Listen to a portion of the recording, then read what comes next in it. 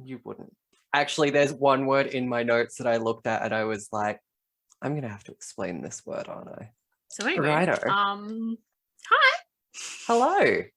You are listening to Rent Free in My Head, the podcast where Kirstyn and I take the thoughts that are squatting in our heads and help set them up with the residents in yours, free of charge. You're welcome. So giving. The most giving. Each week, Kirstyn is going to traumatize me with a true crime tale. I'm so sorry. My brain One just job. was like, yes, You have I one traumatized job. Other than to traumatize me, you have two jobs. Oh God. I mean, we didn't make a great first impression. So if they're here for the second time round, then they already know what they're in for. And also, if you are, thank you for coming back. We appreciate you. Like, one, like, bless you, but also I promise I'm not this stupid in real life, but like I solidly am. Like Yeah, you are. I don't understand who let me be an adult or like why. But anyway, so like I traumatized Jeramie with like gross true crime shit. And then Jeramie messes with our heads, mine included, because you know, I'm right here with you listening, crying inside, by telling us an unsolved mystery. Bum, bum, bum. Well, on that note, I will say I promised you last week that I would try something a bit more fun and whimsical and wacky, and I'm pretty sure I delivered. So you say that, but that just kind of concerns me more. It's it's a doozy. I can't even explain it. So you know what? We'll get to my case later. First, how are you this week, Kirstyn?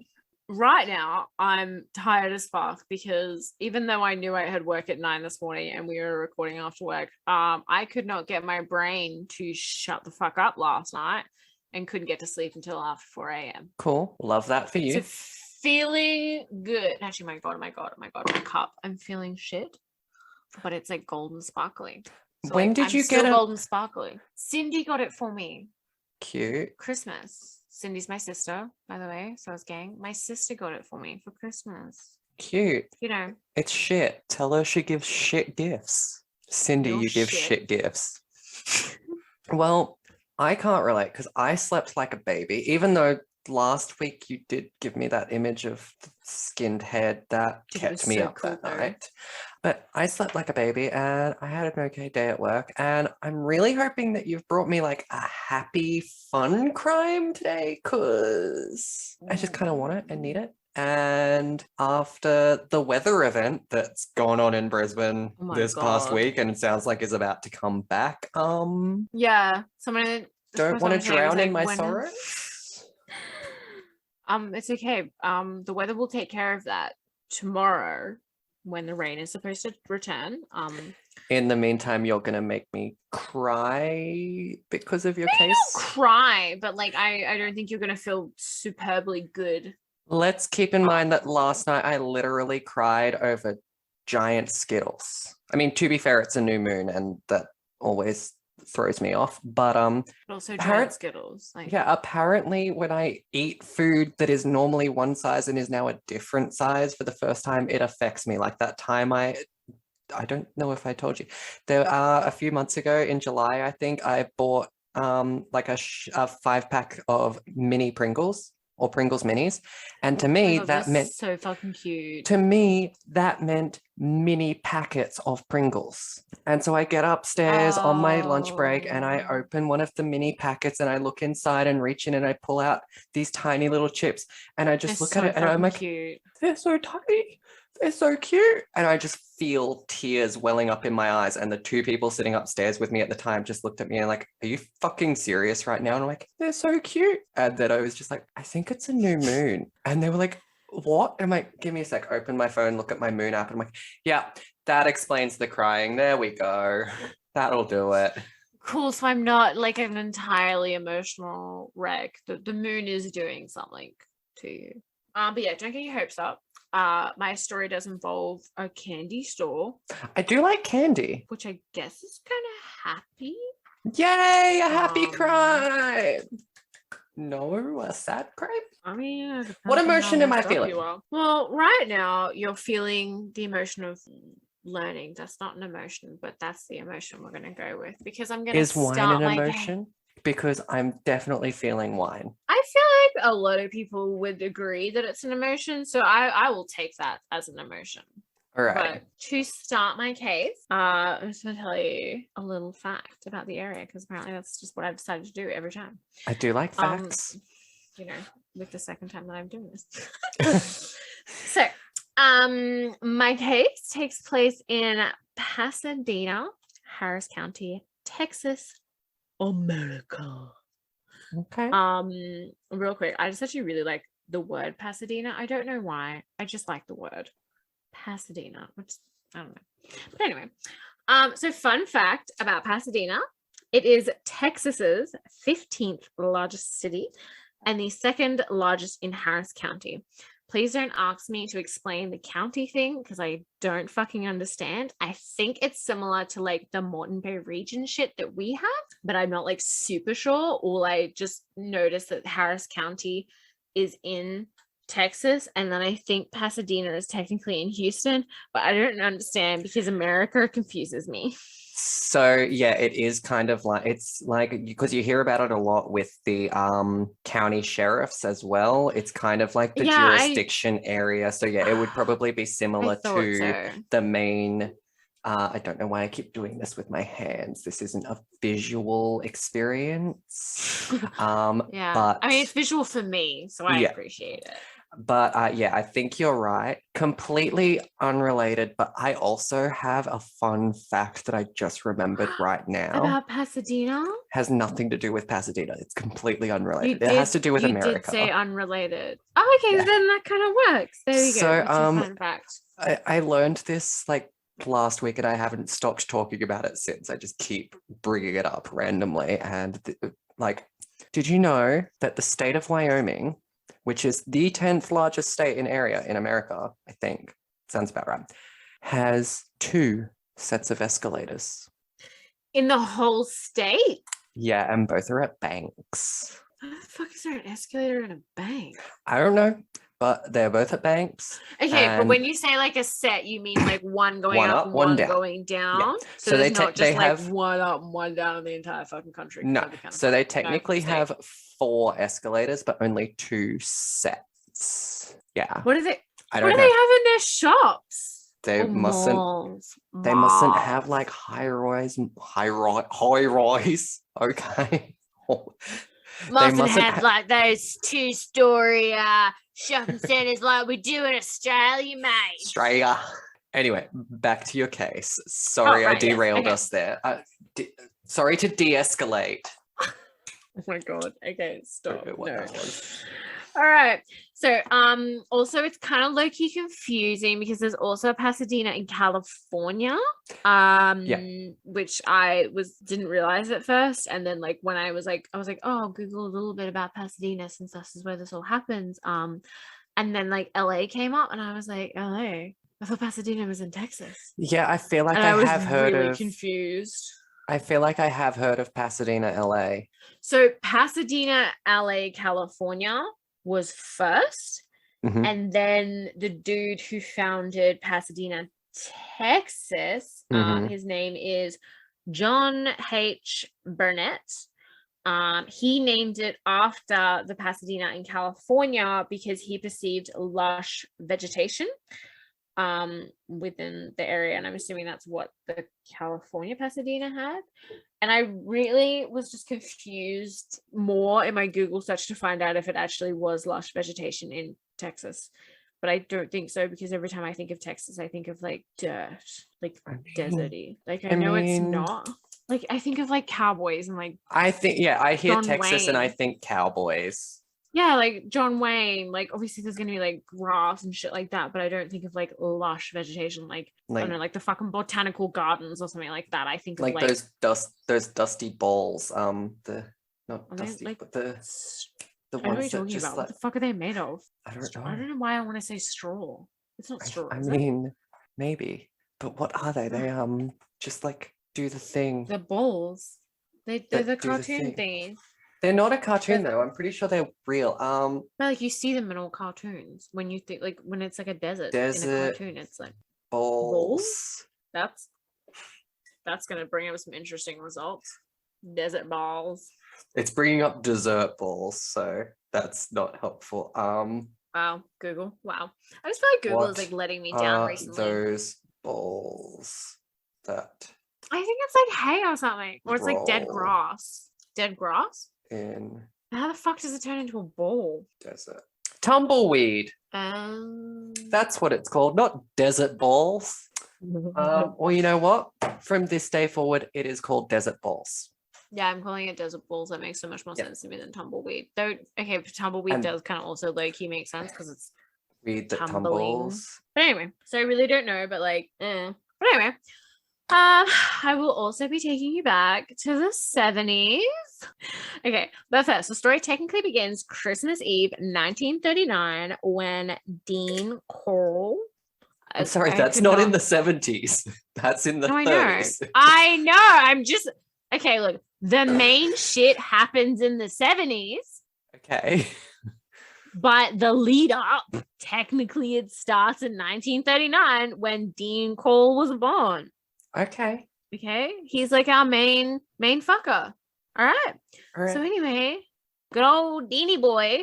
I really like his last name, so I might just call him Deanie boy the whole time. Had a kind of a shitty upbringing with his parents, like who didn't move on.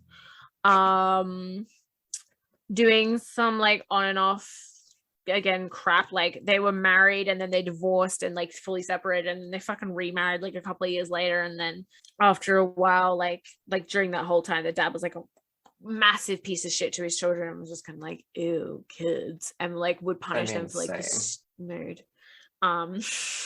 Would punish them for like the stupidest like shit, like really small things that didn't really need punishment, but he would like give them like really big punishments for it. Until eventually they split up for good, thank God. So like lucky-ish, his mom remarried and they all moved to Texas. They were living in Indiana before, I'm pretty sure. It didn't really seem that important to me. Texas was my focus.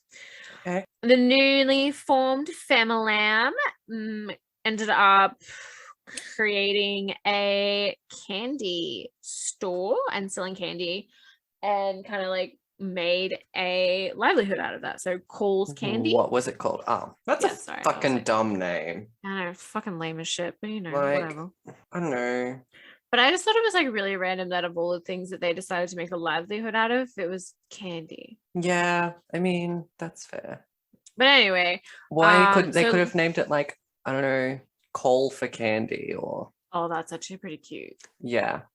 And had like a little telephone as their okay, logo. but I don't think I would want to make it cute because Cole's a piece of shit.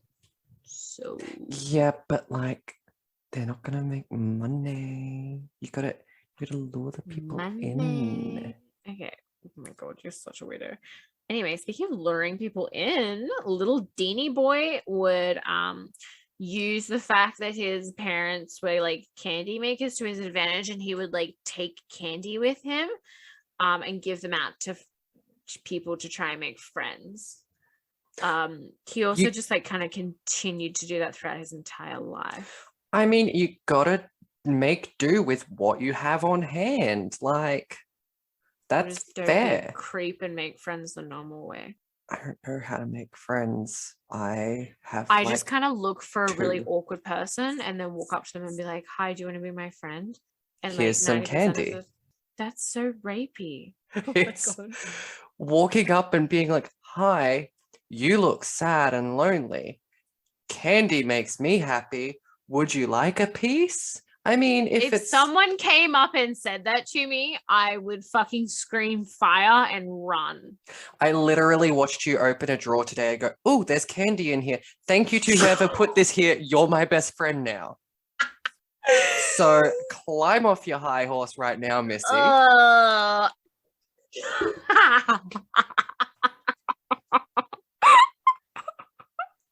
Removes headphones so it doesn't have to listen to my shit anymore.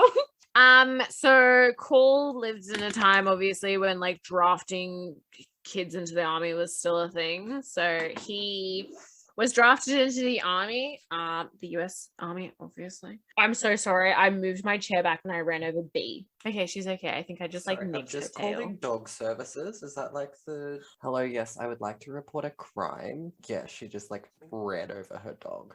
Like, oh my god, no, I didn't.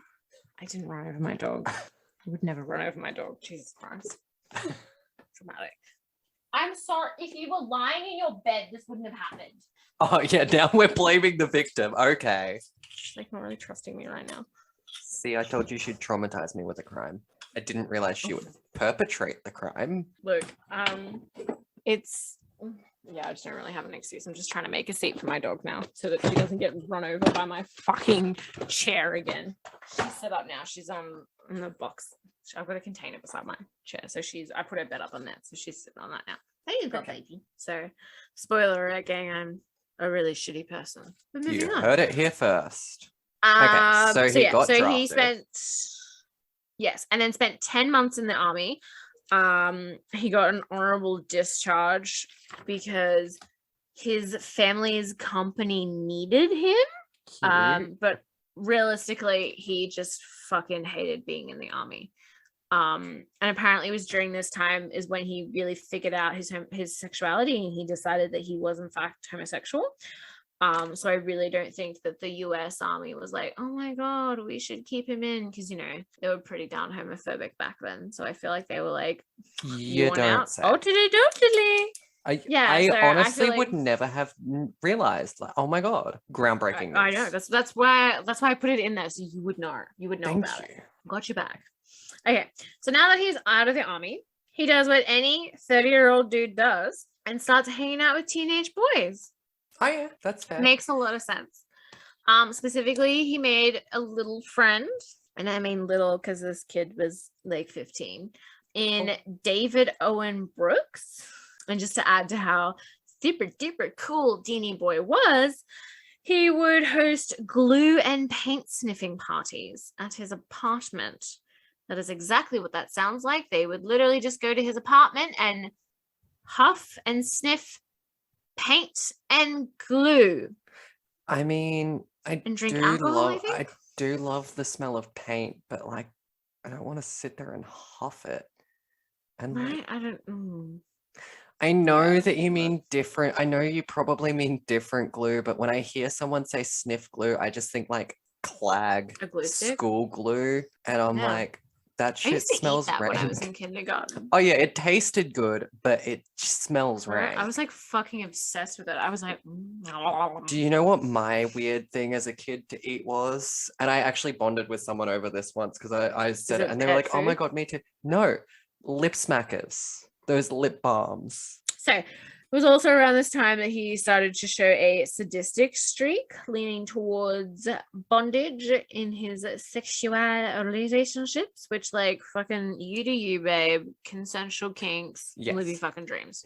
Provided everyone is consenting. Everyone involved consents. Literally though. Go for it. You do. Consent. And have a safe word as well. Have a safe gesture too. Because sometimes in case you can't talk. Speak. Yes. That's fucking smart. You're genius. Okay. So now we're up to 1970. Mr. Okay. We went in the 70s. We got there. I mean, you tell me we're going to the 70s and you're like, so it's 1939. Okay, I said, but technically, whatever. Moving on. Okay. So now we're up to 1970 when 15-year-old Brooks rocked up to Deanie Boy's apartment to find him naked with two naked boys strapped to a homemade torture rack. He then asked me to just... Anyway. So Deanie Boy was like, whoop, and released his quote-unquote playmates. Then worked a deal with Brooks to keep him quiet. When you say boys, I mean boys under the age of 18. It's never really. I looked at a few articles and stuff to try and find out their ages, but it isn't really mentioned. It just says boys. based on the rest of the story, I would assume between the ages of 14 and 19. I don't like it. Yeah, I don't Please think make you it would. stop. No. So anyway, the deal that Deanie Boy and Brooks made was that Deanie Boy would give Brooks a car. Can we and stop Brooks calling him wouldn't tell Deanie him. Boy because it makes him sound like a nice person that I like. Okay, cool. Okay, Like well, I it don't makes really him his sound last like a name, mate. Paul. So I don't know.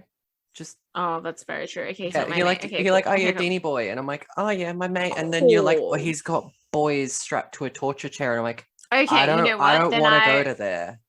I will refer to him from now on as the Candyman, which is technically what his name kind of is because of the whole, like, you know, family business of selling candy, and he had a penis, so Still Candyman. don't love it. Could we maybe refer to him as a candy we don't like? Ooh, what candy don't you like? Oh, their names have changed. Red Rippers. Yeah, Do you not like Red Rippers? No, they stick to my teeth. I don't. Oh my they're god, I hard fucking to- love Red Rippers. No. Yeah, I know. That's the lolly that you ate today. I watched you. I like the Sherpies and the Milkos. They're good. What is a lolly that I don't like? Do you like licorice? I love licorice. Both black and red?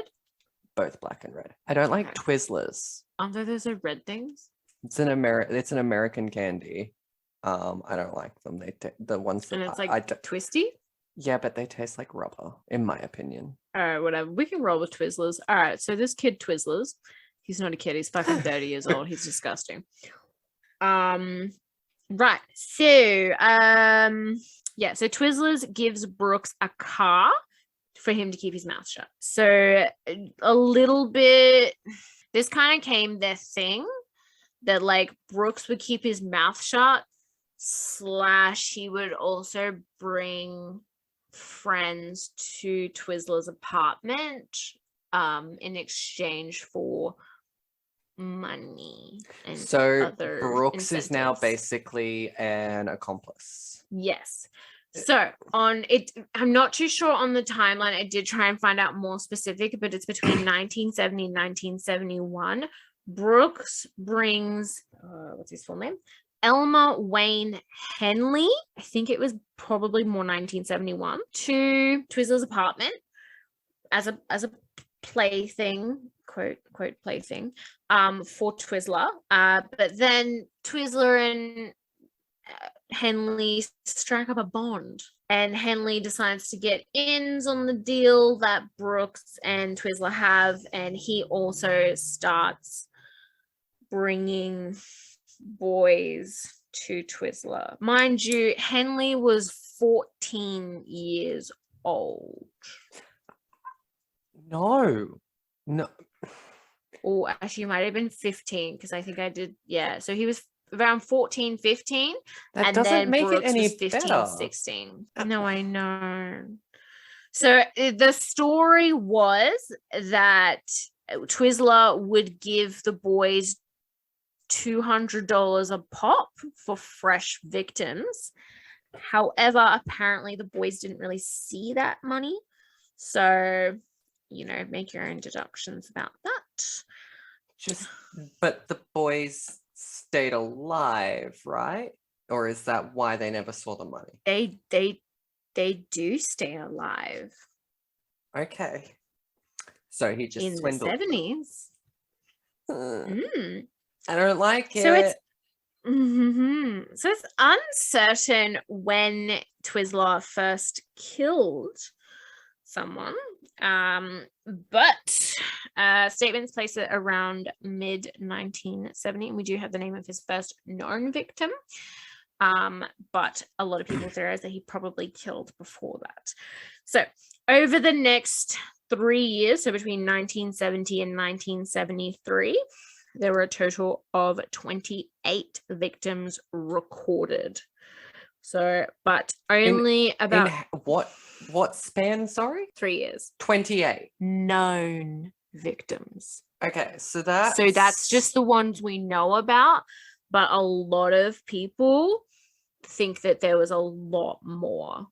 And so they like they don't think it stops at 28. That's 9 a year. Like a one article I known. read said 27. That's 9 a year known. An article I originally read said 27, and then I found another one that said 28. So these are just known victims, and like not even all of these victims have been identified. Like now. So 21 of these victims had been identified by 1974. So that's a year after the killings stopped.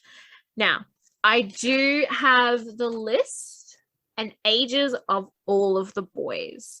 And I'm going to read them to you now because the victims are important. So, okay, hang on. I'm going to need my wine ready for this. I'm sorry. Oh, right, yeah. Right. No, that's fair. The ages are what gets you. So, in 1970, and the dates are approximate because some articles had different dates, but the months should be correct. And the article I read seemed to be the most factual, so I stuck with these dates. So 1970, September 25th, we have Jeffrey Allen Conan. So he is the first known victim. He was a university student and he was 18 years old. So a lot of the times these boys were lured back to the apartment for partying, so like just for like drinks and paint huffing, and apparently that was a thing to do in the 70s. I don't fucking know. It doesn't make it any better to know that he was an adult either, like that he wasn't a minor, because 18, he's still a baby. Oh, what the fuck? Yeah. The next victims, December 13th, James Eugene Glass and Danny Michael Glass, aged 14. Then we move to 1971, January 30th, Donald Wayne Waldrop, aged 15. January 30 as well, Jerry Lynn Waldrop, so brothers again, aged 13. March 9th, Randall Lee Harvey, age 15, and this boy wasn't identified until 2008. May 29th, David William Hilligeist, and I do apologize if I'm pronouncing that incorrectly, age 13. May 29th, Gregory Malley Winkle, age 16. August 17, Reuben Wilford Watson Hanley, age 17. 1972, March 24th, Frank Anthony Aguirre, age 18. April 20th, Mark Stephen Scott, aged 17. May 21, Johnny Ray DeLome, age 16, and Billie Jean Balch Jr., age 17. Billie Jean was actually a worker at the Coles Candy Factory. This list is so depressing. Yes, it's I know. Heartbreaking to hear because it's all such young people. Literally, though. Like some of them never even got to finish high school, and then the ones that did never even got to start their lives. Like, oh. Yeah, also remember the name Balch.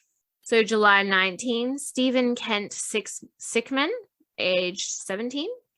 August 21st, Roy Eugene Bunton, age 19. October 2nd, Wally J. Simoneau, age 14, and Richard Edward Hembry, age 13. November 1st, Willard Carmen Branch Jr., age 18. November 15th, Richard Allen Kepner, age 19. Then we move on to 1973. You have February 1st, Joseph Allen Lyles, age 19. His body wasn't identified until 2009. June 4th, William Ray Lawrence, aged 15. June 15th, Raymond Stanley Blackburn, age 20. I believe this was the oldest of his known victim. July 7th, Homer Luis Garcia, aged 15. July 12th, John Manning Sellers, age 17. Though I will add that John Manning Sellers possibly isn't one of the Candyman's victims which was brought up in trial by a medical examiner, but he is looped in with his victims in almost every list that I checked. Because he did fit the profile for what Twizzler would go for. Okay. Yeah. So no, that's fair. That's fair. I did include him. July 19th, you have Michael Anthony Balch. Yep. So his brother was killed a year prior by the same dude. Yeah. July 25th, Marty Ray Jones, age 18. Oh, and Michael Anthony Balch was 15. I wasn't sure if I said that. And his body wasn't identified until 2010. Yeah. That family, like as if they hadn't been through enough. They lost 2 children to the same killer a year apart. And they didn't even find out that it was little Michael until 2010. So they even then they had lost one son to this, and then the other they just lost and didn't know how. And then to find out that it was to the same person by the same means, that it's no, I know. So after, as well as Marty Ray Jones on the July 25th is Charles Carey Cobble, age 17, and lastly there's August 3rd, James Stanton Dremala, aged 13. So many, as I said, many people believe there were many more victims. In quite a few articles, there was mention of Cole killing his 9-year-old neighbor. However, I could not find the kid's name anywhere. I couldn't find anything else about it, but it was mentioned in a few different articles. So I think that his 9-year-old neighbor disappeared at that time. And obviously when everyone found out about Cole, they assumed it was him. But possibly it was from a low socioeconomic area. So it wasn't necessarily reported, or not much was done about it. Yeah. So I unfortunately couldn't get his name, which I was very sad about. But yeah, so the reason as well that a lot of people think that he had more victims is because within the Houston area, between 1970 and 1973, there were a total of 42 boys that vanished. Yeah. So obviously some of those are not going to be from him. Like they're not all going to be him. But I would say I would say a substantial amount are his murder victims, which is very sad. So the killings came to an end on August 8th, 1973. On that night, as usual, Henley, who is now 17, brought a male friend, Timothy Curley, age 19, not a big deal. He brought a friend to Twizzler's apartment for a paint huffing party, have some alcohol, kick some shit, you know? Yeah, fair. I guess. I mean, seemed like a pretty... At least he's not bringing a minor around, but also at this point we know that they don't have to be minors, so I know where this is going. Has Brooks not noticed that all of these children that he brings around go missing and are never seen again? We'll get to it. I get a bit of a Shyamalan twist. I get that there's a payoff here for him to supply these children, but still, you would think. So Henley was in on that same deal as well. Yeah, so they were both bringing friends over, but Brooks wasn't there on August 8th. Okay. Sorry, I thought Henley and Brooks were the same person, but no. Okay. No. Okay, so there's what's his full name? So there's David Owen Brooks, which was Twizzler's OG little boy, the one that got the car he would use. Yes, who got the car because he caught him in the beginning. And then I think it was a year later, Brooks brought Elmer Wayne Henley over. Yes, that's okay, yeah. And then they kind of formed a bomb and Henley got in on the deal. Yeah, okay. So both so he's got two associate. Is associate the right word? No. Just wait. So yes, there's two of them providing I do not playmates, like it. in quotes. I do not like it. Okay. The night did come a little bit unusual though when Henley and Curly went out. I'm assuming to get more alcohol, more paint, or whatever. I don't know. It didn't really say. It just said that they went out. And then on their way back to Twizzler's apartment, they picked up another of Henley's friends, who was a woman. Technically, she's not a woman because she's 15 years old, and her name is Rhonda Williams. So, when they arrived at the apartment, Twizzler lost it and did not vibe with the female energy. He was yelling and shouting and saying that Henley had ruined the night because he brought back a girl to the apartment. Like, oh my God, ew, you've brought back a girl. Like, this is disgusting. Like, you've ruined the whole night. I mean, my response to just a person being there in general. What the fuck, you brought a person? No. I want to deal with people. Well. Anyway, Henley, no, that's fine. Henley ended up calming down his little bestie. He's not really little because he's older. Henley ended up calming down his older bestie, and just like kind of like smoothing the air and being like, "Nah, bro, it's chill." Yeah, how old is Candyman Twizzler at this point? Like, he's a grown ass man, isn't he? Like, Yeah, I mean, I know he's a grown ass man, but he's like. So let me just quickly check. He was born in math, 1939. I'm pretty sure he's and it's 34. the 70s. He'd be yeah. What? Because I did write that down. Yeah, so he's 34. So Twizzler is 34 at this point, and Henley is 17, and I'm pretty sure that makes Brooks 18. But Brooks wasn't here. I was just telling you. What the? Okay, but what the fuck did these people have in common? Because sometimes I find it difficult in the fact that I'm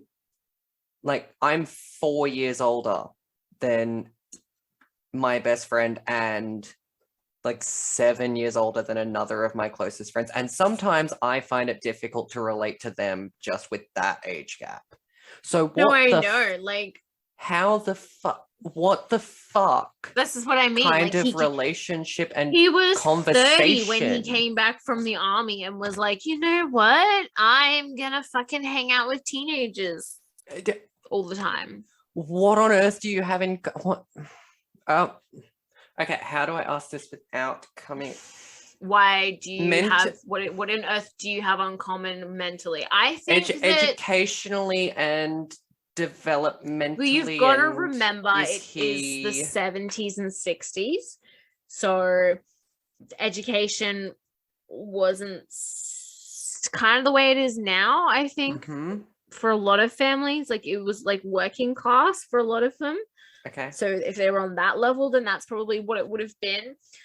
But also from the reports and accounts that I read, Twizzler was kind of socially awkward a lot when he was younger as well. I mean, but like the dude literally had to carry around candy. I know to make friends. But it seems like he's kind of gone from here's some candy to hey, look at this thing, which yeah, because all of the victims were strangled, shot, or both, and most likely sexually assaulted because he really did like his torture board. Apparently you like your torture too, and I currently do not like you. You're not gonna I know that I spend a lot of time like just soaking up true crime, but damn, you really found a way to traumatize me this week. Yeah, look, it was so interesting that I couldn't not do it. I started reading and I just okay. So Henley calms down Twizzler and they continue partying, same as they were before, until everyone passes out. You know, super normal. Who the fuck cares? Then Henley awakes from his little nap to find that his ankles are bound and he has tape over his mouth. And Twizzler is handcuffing him. He obviously looks around the room and notices that Williams and Curly, his two friends, Sorry, I just bound. remembered the word. It wasn't associate, it was accomplice. I'm so proud of you. He has 2 accomplices. Yes, these 2 accomplices. I needed some shining light in all of this darkness No, at the that's moment. fair. Gets a little worse. Williams and Curly were bound to the torture board. From what I can tell, they were bound like either side. So it was like a freestanding board. And so Curly was bound on one side and then Williams was bound on the other side. So I'm assuming they had their backs to one another. Kind of, that's how I visually imagined it. So it appeared that Twizzler wanted Henley to watch him have his fun with his 2 latest victims and then would probably kill Henley because Henley brought a girl back and that's like, ew. Somehow, I'm not entirely sure, Henley, with his mouth taped shut, I'm assuming he just kind of like spit it and sweat it around until it moved down, or maybe he convinced Twizzler to take it off his mouth. I mean, that is a thing that you see, but I don't know how accurate it is. I've never put duct tape over my mouth, but also it could also have just been shitty tape. Or That's even very true. you see and hear a lot of if you just keep like moving the saliva from your mouth onto and the sweat tape, it's from your upper lip. Yeah. So either way, he used that to his advantage and somehow convinced Twizzler to let him join in on the fun. So he was like, yo, bro, like untie me. I'm like, I can help you. Like, bestie, come on. Twizzler was like, fuck oath, bro. And freed him and was like, here, have a knife. You can torture and rape Rhonda Williams while I torture and rape Thomas Curley. Friends that do activities together stay together. But I feel like last week you did say friends that stab together stay together. So apparently that's kind of a recurring trend. In my cases. But it's all right. So Twizzler gets started. But no one does. Twizzler gets started on Curly on the opposite side, while Henley moves toward Williams. Williams, being the absolute fucking badass she is, looks Henley directly in the eyes and is like, is this for real? Henley's like, yep. And then she just straight up is like, are you gonna do anything about it? And then Henley's like, you know what? Fuck. I probably could. I probably should. So Henley grabs the gun, which obviously Twizzler put that down so he can start having his fun with Curly, points it at Twizzler, and is like, dude, you need to release my fucking friends because I can't fucking take it anymore. Like, just fucking let them go. And Twizzler is like, you know what? The best decision right now is to taunt the fucker holding a gun towards me. And he's like, you don't have the guts to shoot me. You won't do it. You don't have the guts. You're not going to shoot me. Fuck you. No. So Henley's like, fuck you. Tries to shoot him in the head. Doesn't really work. Just kind of grazes his forehead. So then Henley's like, you know what? I'm just going to empty the whole fucking round or magazine into Twizzler. So Henley does. Okay. He empties that's fair. Like, yeah. I think, Henley's not really been so great either because he's literally assisted and brought victims to this guy. But 28 known victims, like that guy deserves 28 known fucking bullets in him. Oh no, I agree. I am very happy that Twizzler is dead. The story's not over yet though. Of course it's not. Let me guess, Henley's gonna take over now. I mean, he's already played his part. That is incorrect. But so Henley obviously was like, gang friends, let's just dip. It's okay. We can just dip. We don't have to talk about this night 21 ever again. Let's just go. And his friends were like, maybe not. Maybe we should call the police. You don't think that you need to talk about it because you weren't one of the victims. Okay, you woke up tied up and duct taped, but you managed to get your way out of it. So no, you're not a victim. You're not really affected by this. You had the power to save these people. Yeah, okay, you don't need to talk about it. No. Yeah. The other two are like, no, and convince him to call the police. And you brought both of these people into this situation too. Of course you don't want to call the police because you don't want it brought to the light, the part that you have played in all of this. But, sorry, I'm gonna... No, you're fine. Don't worry. It gets better. Oh, so Henley tearfully calls the police and is like, hey, I just killed someone in self-defense. Can you come here? So the police arrive. It seems like an open and shut case. You know, the scene matches a description of the events. They came to party. Twizzler decided he wanted to party a little bit differently, ties them all up. Henley convinces him somehow to let him go because he's prior friends with him. He gets the gun, shoots him, saves the day. Yay for him. He's a hero. Yeah, a real hero.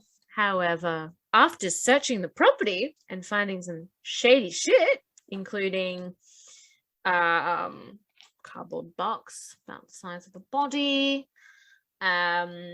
lots of sex toys, which back in the day was shady as shit. Nowadays, live your dreams. Plus some lime bags. I don't really see how lime bags is shady. I think it has something to do with like the body thing, but no, it's okay. When they say lime bags, they don't mean bags of limes, the fruit. Oh my god, I'm such a dumbass. Yeah, that lime is in. Sense. Is it like a mineral? I don't know. No. Yeah. I was really tired when I read that part of my case, so I was like, lime bags, and I just imagined a bag of limes. I mean, I was like, why would you care about limes? No, Bestie's gonna have a Marg party. Go off. No, I don't think it's bags of limes. All right, that makes a lot more sense. Like the mineral. Okay. Yeah. So, also, apparently, while they were waiting for the cops to arrive, Henley let it slip to his friend Curly that this wasn't the first time he'd shot and killed someone. So Curly was like, I'm gonna just pass that fucking information along, and told the police. Of course it wasn't. Yes. Cool. This led the police to arrest Henley, and through interrogation, Henley pretty much gave it all up. Turns out him and Brooks did a little bit more than just get the playthings. Henley also, according to Brooks, actively participated. And when I say actively participated, I'm pretty sure Brooks at one point also said enthusiastically participated. Brooks and Henley, Brooks obviously also got picked up because Henley was like, this is the thing. And then that led to the boys showing the police where all of the bodies were hidden. Well, where most of the bodies were hidden, which were buried across the greater Houston area. I do have a little picture to send you of a mass grave. Love those. 1, 2, 3, 4, 5, 6, 7, 8, 9, 10, 11, 12. There's like 12. There's like 14 people in this mass grave thing I'll send you. I'm also going to send you a photo of... It's a picture. It's a picture, obviously. I'm going to block you. The man by himself is Henley. And then the sketch is the sketch of the mass grave. And then the third image is Henley with 2 detectives showing them where he hid bodies. He's the one holding a can of Coke, who's shirtless and looks like a drug addict. Okay, so why do you only send me fucked up shit? Seriously, I'm gonna block you. What the fuck? I don't think you will, though. Let's just think about the positives. And I don't think you're done, are you? No, but there's no more bad stuff. This is the ending is the positive. So Twizzler is dead. Yeah. He kind of paid for his crimes by being shot. But also he got off easy because he doesn't have to suffer any punishment. I mean, okay, I suppose getting shot isn't great. But it's so frustrating. But it's also frustrating Oh my God, twinsies. It's frustrating that he's dead because the police didn't have a chance or opportunity to interrogate him and find out more about his possible victims, where some of them are, or even possible better identifications of some of them, because no chance of closure for those families. And on top of that, it's the same reason why the death penalty just shouldn't be there. Like, firstly, the answer to killing is not killing. But on top of that, these people deserve to pay and suffer for their crimes. And really death is kind of an easy way out. Like, low-key entertaining, though, how one of them pays for it. So, Elmer Wayne Henley Jr. was convicted of 6 murder charges. I'm not sure which 6. I did try and search it a little bit, but it wasn't super specific. The killing of Twizzler was ruled as self-defense, so he wasn't convicted of that crime. So the 6 convicted murders are for the boys. Yes. Like, they're not for him. But Elmer Wayne Henley Jr., so he was convicted of 6 murders and is currently serving 6 consecutive life sentences in a Texas prison. Last time I checked, he was denied parole. Now, David Owen Brooks, who, as I mentioned before, claimed that Henley was a far more willing participant in the quote-unquote fun. He was only convicted of 1 murder charge because I think from the evidence and statements, they kind of decided that he had only really actively participated and actually killed one of them. His was, I swear I started so I could tell you. He still brought the boys there though, and he also was complicit I agree that and silent, and he was paid off, but that is even more evidence to the fact that he was complicit and that he knew that there was something wrong about it. Because if someone says to you, hey, look, don't tell anyone, I'll pay you if you don't, that in itself is a massive red flag of even if alarms weren't already ringing in your head, and you're just like, oh, okay, so he has these guys on a torture board, whatever, that's fine. Then he says, please don't tell anyone, I will pay you, I'll buy you a new car so that you don't do so. Okay, yeah, cool, you get a new car, but still fucking turn them in. Cash in, take the car, but notice the red flags. That's a whole fucking carnival right there.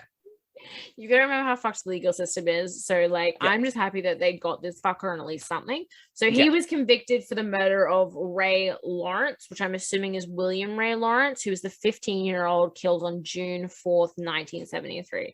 So that was also a relatively recent murder. And he was sentenced to a life imprisonment, 99 years. He was denied every single parole that came up. And fun fact, it's actually kind of fun. He died on my birthday. In 2020. So May 28th, 2020, from COVID. From COVID. And like, I'm not trying to be like a complete asshole right now, but I'm pretty sure like 2020 COVID was not a fun way to die. So fuck that dude. Hang on. Wasn't 2020 the year you turned 23? No, that was 2019 because that was the year that I went to Morton. I was gonna say like on the birthday when no one likes you, he wanted to prove that he really didn't like you, but never mind. No, I was 24. But yeah, so he died on my birthday. How cute. Cute. Anyway, so these crimes became known as the Houston mass murders. And in the 70s, let me reiterate, the 70s, they were considered the worst example of serial murder in American history and the deadliest case of serial murders in the 70s. Yeah, that has obviously changed. Yeah, I'm pretty sure, like, well and truly. Unfortunately. Yeah, no, but it was like in like 3 of the articles I read about this case, it was like, so in that time, back then, in the 70s, this was considered, and I was like, yeah, we know it's not the worst crime now, guys. We know. Prior to current days. Hey, American. Sandy Hook. Sandy Hook. Yeah, but there's also a difference between a serial killing and a mass killing. So I know, but this was Houston mass murder. So if we're just talking about mass, this isn't. That's not mass murder though. That's serial murder. So serial murder is repeated, whereas mass is all in one go. So there's a whole, there's a whole different term there. I just think that Sandy Hook is just my reasoning and my response to anyone that is like, America is great. I'm like, Sandy Hook. Someone literally walked into a fucking kindergarten and killed a bunch of tiny humans. I know. With a gun, and you decided not to do anything about it because you didn't want your amendment rights. Meanwhile, Kinder Surprises are banned over there. Fucking literally though, what the actual fuck? A tiny, harmless chocolate egg with a fun little surprise in it, which actually is educational because most of the time it's a native animal or it's something like that, and then it has like the little info packet thing on it, and even if the kid can't fucking read, the parent sure shit should be able to, and they can describe it to them, or even opens a conversation to, hey mommy, daddy, what is this? And the mom can be like, oh, that's a koala. Not a fucking koala bear, by the way, you dumb shits who call it a koala bear. I'm sorry, I was watching this video the other day and they kept saying koala bear, and I was like, it's not koala bear, it's just a fucking koala. I don't know why that got me so mad. I think I was just kind of on the hype of the Sandy Hook thing because that really pisses me off. And then this just, I'm sorry. A lot to unpack there. I was going to say something and I lost it because I got distracted. I'm so sorry. I think I might just need to go and take a little break to process the trauma that you've given me and cry. So, okay, all my bad guys like went to jail and or died, so like at least it wasn't like a super shitty case where they got away with it. 28 children, like even the 19 and 18-year-olds, they are children. They haven't hit 20. By American standards, they can't even drink. They are children. No, I agree with you. I'm just saying, like, compared to a lot of cases out there, I mean, you're not wrong, but just I'm gonna go process for a minute and then we'll come back. Humans suck. I need to recover from what you just did to me, which this will help. But thank you for covering that and for putting such a focus on the victims as well, because obviously that is an important thing that needs to be talked about. But also, I don't like that you did that. And I'm not pleased with you. I originally wasn't going to include all of the victims' names. No, it was necessary. I felt it was necessary, and I was like, you know what? These kids went through enough. I can spend an extra 15 minutes writing down their names, and an extra probably 2 minutes reading those names aloud. Okay, but I don't know why you write your notes by hand and don't just use like Google Docs. I don't know why either. Look, I mean, I have a handwritten list of cases of mysteries that I do want to cover that I already know about that I keep adding to, which we will actually touch on as we get to mine.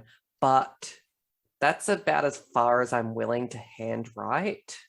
I mean, we have already discussed my stance on handwriting as, I don't know, just a whole.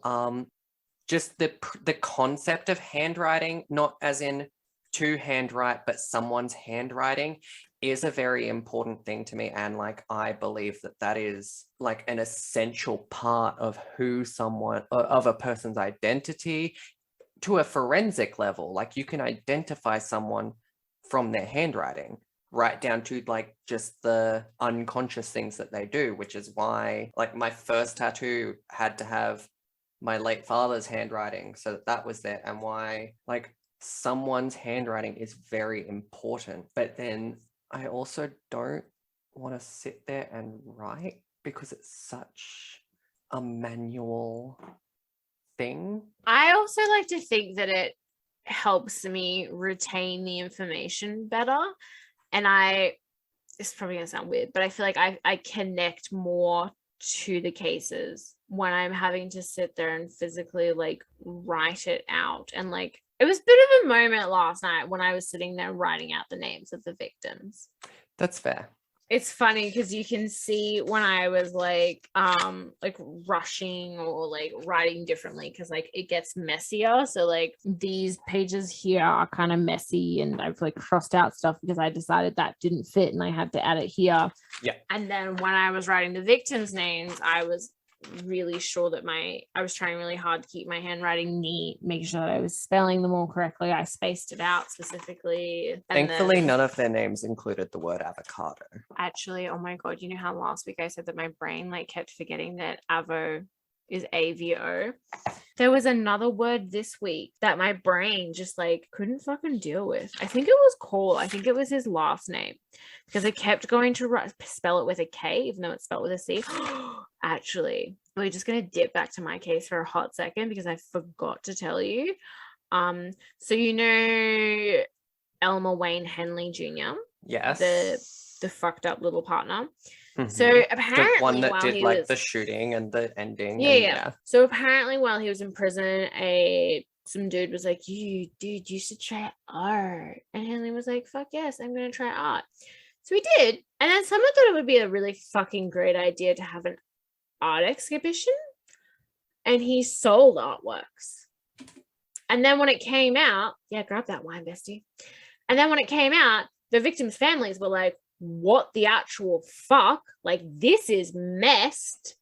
What the fuck are you thinking? The thing that pissed me off the most is that apparently Houston, Texas, I'm pretty sure it is thinking about making like a memorial for these murder victims, right? And Henley was like, oh yeah, I can help pay for it with a second show. So he wants them to put on a second show so he can sell more of his paintings and then he can donate the money to the monument for his murder victims. Oh, and he also apparently has a Facebook page, though I couldn't find it. So I think Facebook actually did the half decent thing and fucking took it down. But like,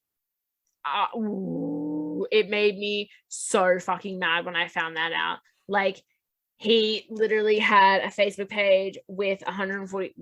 I took a screenshot of an article of it and 146 people have liked it. And he would like post statuses and something like that. But also like his statuses are fucking weird.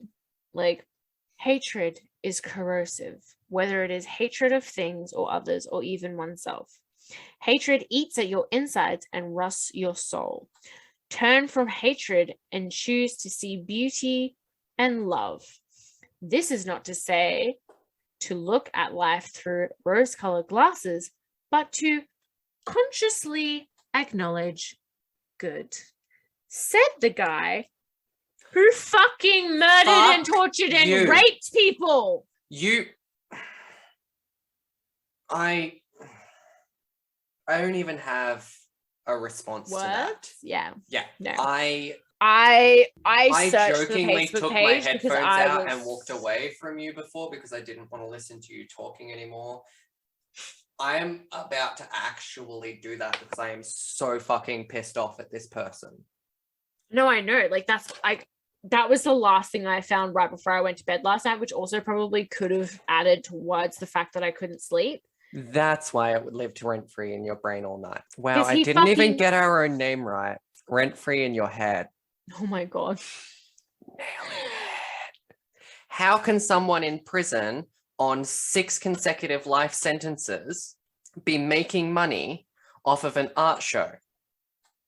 In case you're wondering, she's empty now. That's where you've driven into. So thanks for that. I mean, it was probably bound to happen anyway. This is probably not like the most annoying part, but I did see a screenshot and it was like, he has items on $400 fucking for a painting.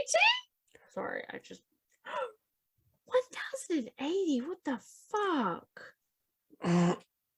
Okay, we need to stop this discussion before I throw my computer out the window. He has an Etsy shop. That's what I was going to say with that. I was going to say he has an Etsy shop and there was earrings on there that I would actually fucking wear and I would buy. But I was like, no. Thank you. We will find a way to get you a similar pair. Oh no, yeah, I would never put any money to this piece of No. shit. Are you done depressing me and driving me to drink? I'm done depressing both of us. Yeah. Like, damn, son, there's only so much I can take. How did like telling you make me even sadder about it? I don't know. Look, just do what I do and blame the moon. Your case is light and fluffy as you. I mean, people die, but like in a fun way. Look, people die every day. Shit happens. You know. Yeah, I think I'm just gonna need a second to process some things that you told me. I'm gonna take a few big mouthfuls take a few of skulls of my fucking wife. Yep. Of a glass that's basically the size of my head and is full. But just thank you for nothing. I have no reason to thank you right now. I don't even want to see your face. I can turn my camera off if you'd like.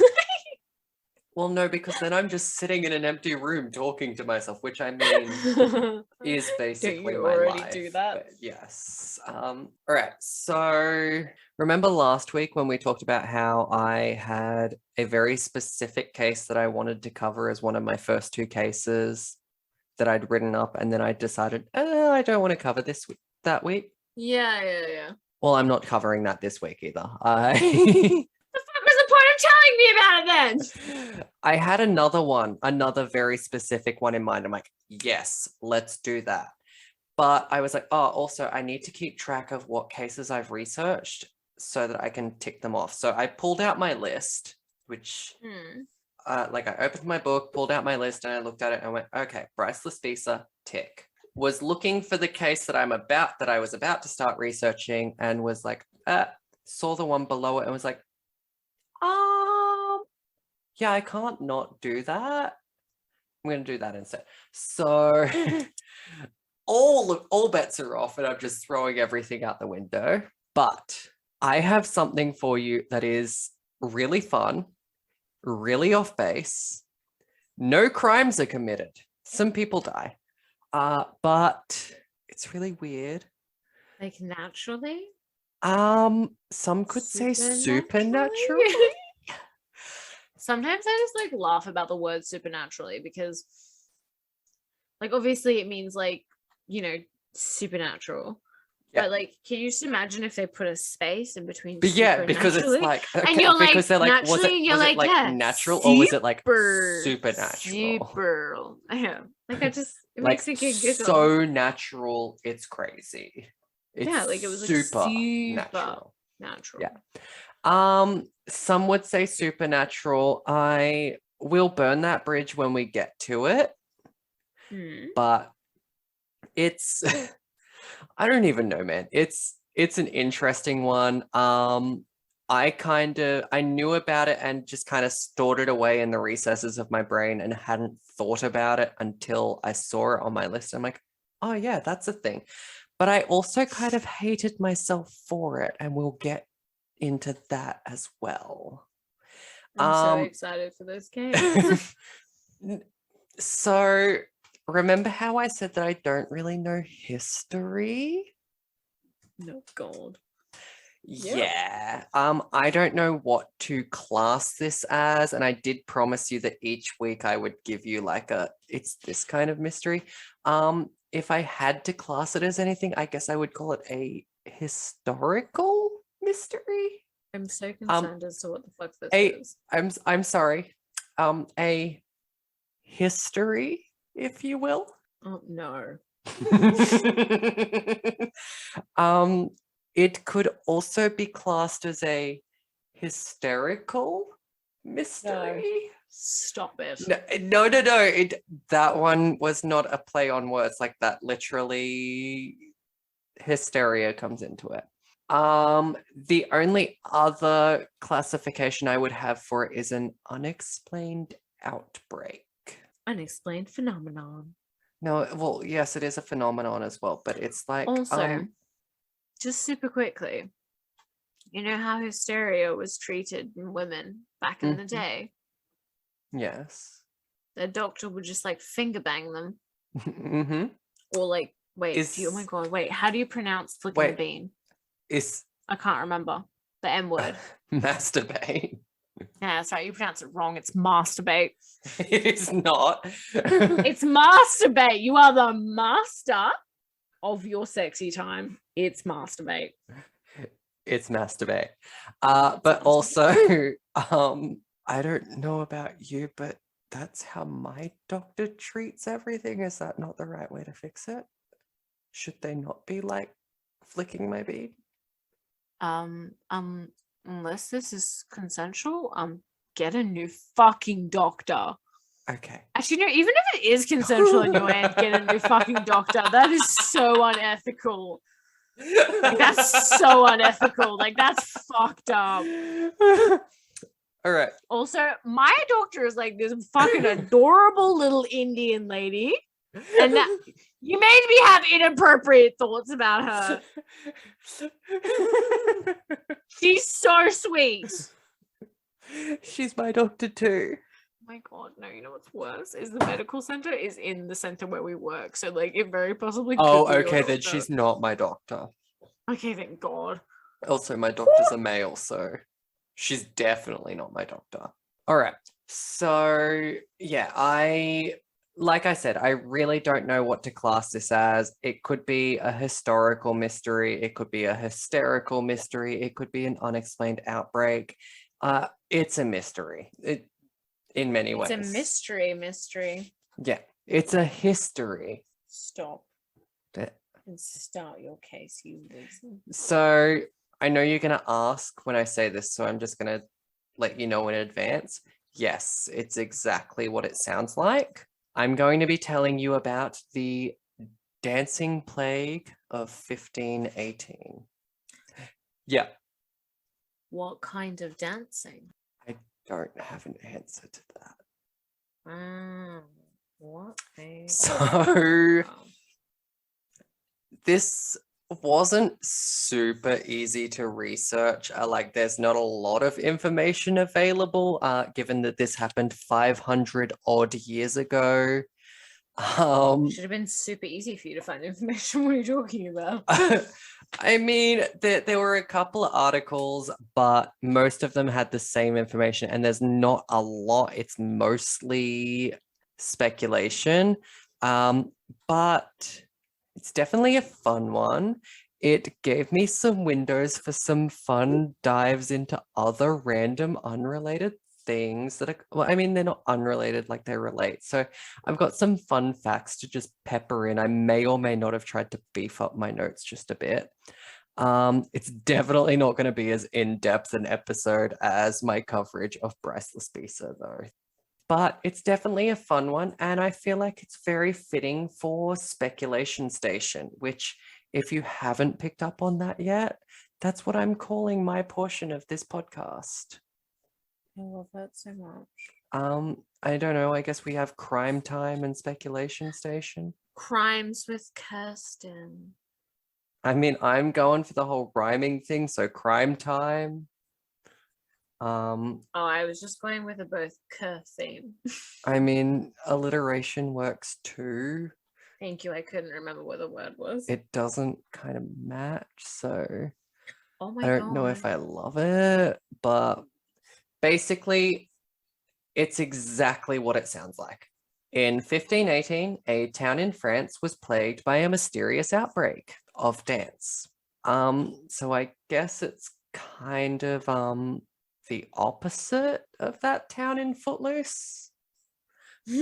I don't know. I never saw Footloose. Oh my God, Footloose. But I think what the fuck is wrong with you? I'm not a movie person. I don't watch movies, and this weekend I on a whim decided to watch all of the Conjuring movies, and I swiftly regretted it because they are fucking boring. So basically, this wasn't the first instance of such an event being reported, like of basically a mysterious outbreak of dancing. However, it does seem to be the last known occurrence as well as the most thoroughly documented, which is why it's the one that I'm going to go with. Given that history is not really my thing, and I don't know much about history, let alone 1500s European history, I did try and do a little bit of a dive to get an idea of the kinds of things going on in the world at that time. But Wikipedia listed 10 events that happened in that year, including this one. And I was like, not helpful. I can tell you that I think Leonardo da Vinci was alive at this time. Suddenly I'm second guessing myself. I'm pretty sure I read that. No, not Leonardo DiCaprio. I know when he's alive now. Yes, he was alive in this time because he died in 1519. So he was just alive. So we're talking like that period. So yeah, the events that they listed included a transit of Venus, which we love a celestial event. The earliest printed use of the plus and minus symbols, which thanks for math, I guess. Could have done without it, but sure. And a swarm of tropical fire ants devastating crops in Hispaniola. Ew. I guess Hispaniola was at peace until the fire ants swarmed. I'm allergic to ants. And it annoys me so much. I like fire. So do I. But like, I feel like if I had to class a crime as a happy crime, it would be arson because like fire is happy and fun. Not for the people burning. Well, don't burn people. It's that simple. I don't know. So yeah, like hopefully those events maybe cleared up what was happening in history at that time for you. It did not for me, but I don't know. Whatever. No, not really. My sense I of history did is like when the World Wars were. see. I don't even know that. Actually, fuck, I have no idea when the First World War was. The Second World War was in the 1940s, so I remember that. One fun thing that I did learn is that 1518 in France was different to 1518 to the rest of the world. So in France, that makes sense. I mean, so in France, the year 1518 spanned from the 4th of April through to the 23rd of April the following year, because up until 1565, France actually recognized Easter as the beginning of the year. That was a fun fact that I didn't know about until earlier this week. So that's kind of cool. And if anyone listening didn't know about it prior to now, you are welcome. I'm hoping that I have some more fun facts for you throughout this because there's not a lot of info to go with this case. All right. So this whole thing takes place in a city in the east of France. It's right along the border with Germany. And this city is called Strasbourg. That's a terrible name. I didn't name it, so whatever. I'm not going to take offense. I'm hesitant to call it a French city, even though it is located in France, because from what I read, it was kind of passed back and forth between French and German rule over the years. And I'm pretty sure at the time that this story takes place, it's actually not under the rule of either. It looks like it was a free imperial city. So I'm just going to call it a city in France. Fair. So to start the tale, reports say that one day in mid-July, Frau Trophäa, which pisses me off that she's only it pisses me off that she's girl? Yes, I'm getting to that. It pisses me off that she's only known as Frau Trophäa because Frau means Mrs. They didn't give her a first name? All we know is that her name is her surname is Trophäa and she is a Mrs. So, Frau Trophäa, a peasant woman, stepped out onto the street outside her home and just began dancing. It sounds like there was no music or anything of the sort that would elicit such a response, but she Jeramie, just how would you know what it sounds like? You weren't there. from the reports. Who says I wasn't there? Okay. This way you tell me you're time travel. Take me with you. Or a vampire. It would probably make more sense. I mean, I am insanely fascinated by them. Who's to say that glass of red wine you're drinking is really red wine? It's far too watery to be blood. You could be weird and water down your food. I can't think of anything worse than like watered down blood. But yeah, so Frau Trophea, she's a peasant woman. She steps out onto the street outside her home and she just starts dancing. There's no music of any sort to elicit such a response. And no one really thinks anything of it until they realize her husband is pleading for her to stop and she's just ignoring him. And she just keeps going, which I mean, go off, sis. Don't let a man tell you what to do. Live your dreams. Fuck the patriarchy. Exactly. But it does start to become concerning when hours have passed and she's still dancing. And keep in mind, when I say street, I don't mean the street that there's a wall there. That's awkward. When I say street, I don't mean the streets that we have outside where it is like perfectly paved, bitumen, it's smooth. I mean, make sure you're wearing shoes because it's summer in Australia, so your feet will fucking burn. These it's streets like were like it's it's the 1500s, so it's uneven cobblestones.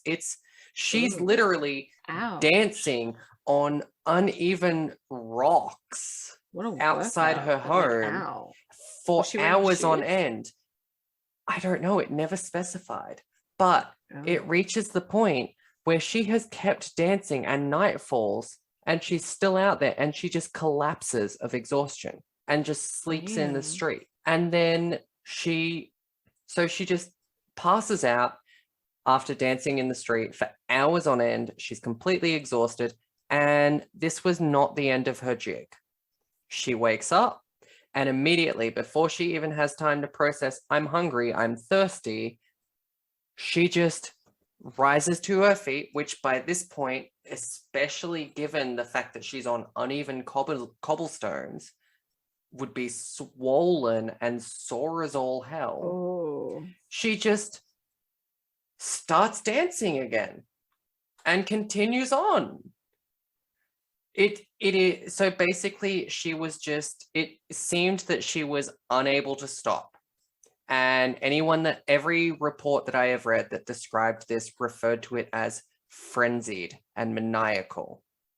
Ooh. So, like, I'm assuming she's not like standing there just like white girl dancing. She's not twerking. She's not even having like a little twist and shout moment.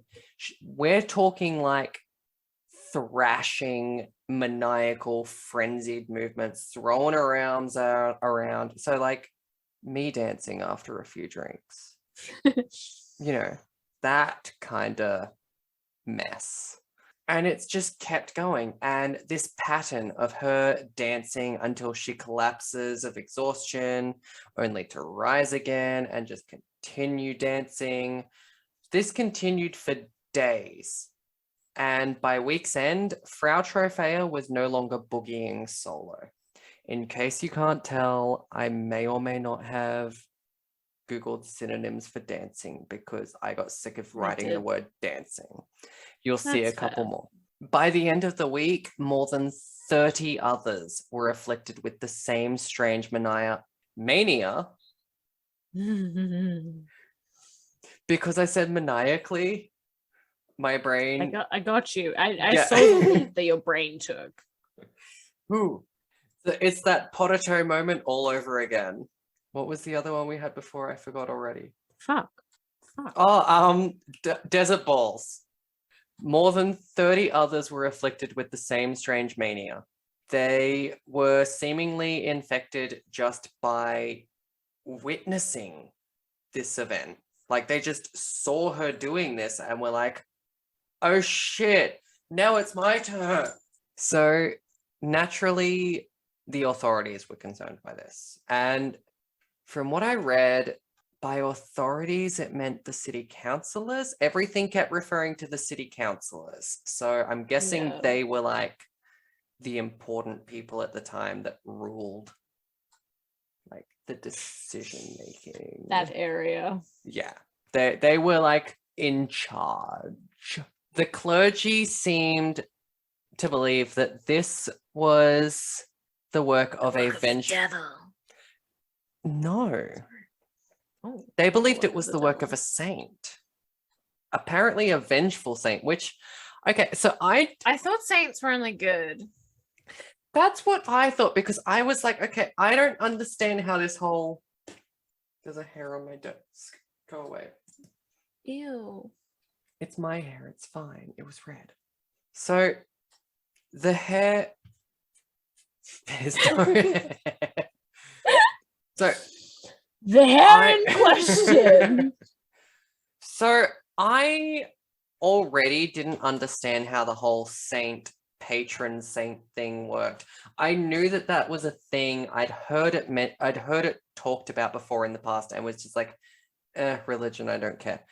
So I did look into it a bit, but also I read when they were like, it was a vengeful saint, and I'm like, that sounds like a paradox, because isn't like a saint supposed to be good? Yeah, a saint's supposed to be like a good thing, a good person. So why would they be vengeful? But anyway, they believed it was the work of a vengeful saint, Saint Vitus. So Vitus was a Christian martyr from Sicily, and he died in 303 AD. So just like a hot minute before this plague happened. He died during the Great Persecution. And apparently he was like classed as one of the 14 holy helpers, which I'd never heard of before now, but sure. Don't know what they are. That's all I have. And they were holy and they helped. And there were 14 of them. And he was one of the... We know so many information. He was one of the 14. There we go. What a geniuses. Anyway, apparently in Germany, an annual feast was held in his honor, which included dancing around his statue. Bad. No, shh. I don't know. Okay. He was a martyr. He died. And then in Germany, they held an annual feast for him in his honor. This feast included dancing around his statue. I also saw that, so I don't remember what date it was originally in the old style calendar, but in the modern Gregorian calendar, his feast is recognized on the 28th of June. So you're going to say the 28th of May, and I was like, oh my God. The day after my birthday. So like, that's a fun fact. And basically, like I said, this feast included dancing around his statue, and because this dance like picked up popularity, he ended up becoming known as the patron saint of dancers. I was like, what is a patron saint? And my understanding was corrected. A patron saint is basically the heavenly advocate of a place, profession, activity, etc. So it's like, okay. So it can be of anything? Yes, and he appears to be the patron saint of a lot of things. So I was like, okay, so Vitus is the patron saint of dancers. And then I looked and I'm like, oh, but he also appears to be the patron saint of, and this is quite a list. Some of them we can relate to. Some of them I'm like, okay, sure.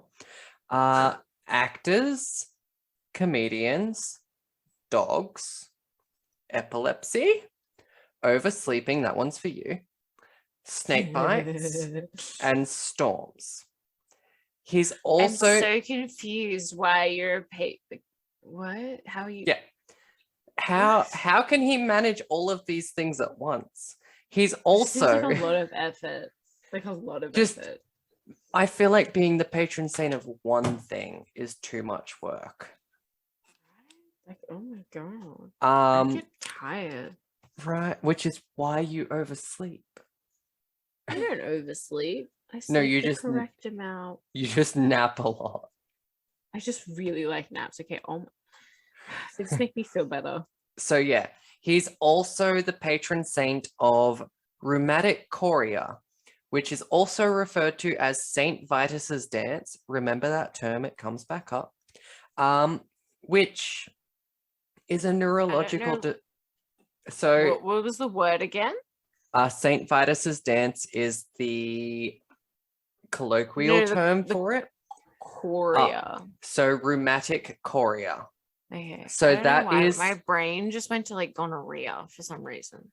So rheumatic chorea is a neurological disorder resulting in involuntary movements. So like involuntary bowel movements? No, you could consider it to like it would be similar to like just like your arm like jerking. Yeah, it would be similar to like Tourette's twitches or anything like that. But in this case, it seems to be like quite frequent. Like, for example, someone thrashing around, which is why the afflicted were actually later referred to as choromaniacs. Choromaniacs. That sounds kind of because it was manic chorea movement. So I see how they made the connection. I tend to refer to them as the afflicted because I feel like that's the best way to describe it. But so I did see the word. There were deaths. I do touch on it a bit later, but it's probably easier to do it now. It's not entirely clear when the deaths started. I feel like looking at it, I can probably pinpoint. It's probably clear that it happened somewhere in this period. Basically, long story short, and I will go into more detail, but this event occurred from mid-July to early mid-September. So about a month and a half to 2 months. Yeah. And most of a year. No, it was a month and a half to 2 months. What are you? Okay. I registered do you run after. Fuck knows. Without going into too much detail about how far this goes, reports say that in the height of this epidemic, because that's what it became, up to 15, as many as 15 people a day were dying. So the total toll of deaths is unknown, but even so, the way that I look at it is it's not specified what they mean by the height of this epidemic. So to me, that could be any period of time. So even if it was that it was a week, so 7 days, 15 people died, that is 10 times 7 is 70, 7 times 5 is 35. That's 105 people. Damn. That like just in a week alone. So it has the potential to be a decent number, but we don't know. Yeah. Like there's no way to like tell for sure. I'll kind of touch on how severe this epidemic got a bit later, but yeah, people did die. So the clergy believed that the dancing was the work of Saint Vitus. And from what I've heard and read, and in this day and age, there was kind of a very firm belief that if you had an issue, you needed to go to the right saint for that issue. So like if your issue was, you were constipated? Okay, yeah, if you were constipated, I guess you would go. Is there? Go to the patron saint of. Is there a patron saint of pooping? Well, I mean, you're supposed to go to the patron saints for your issues. What if you can't shit? That's gonna like back you up really badly. Let me Google this. Is There, no, This is hang the on. important Patron information. saint. Patron saint of pooping? Is that Yeah, would it patron be saint of pooping? pooping. There is a patron saint. Kind of. What? Bonaventure. He is the patron saint of bowel disorders. And Oh. he is remembered in the Church of England with a commemoration on the 15th of July. Like, how do you become the patron saint of bowels? That's basically just your shit storer. I'm not seeing any explanation as to why. Maybe the person who like appoints the patron saints was like, you know what? Yeah, okay, this guy was a saint. But you know what? Fuck that guy. He was also a shit. So I'm gonna make him.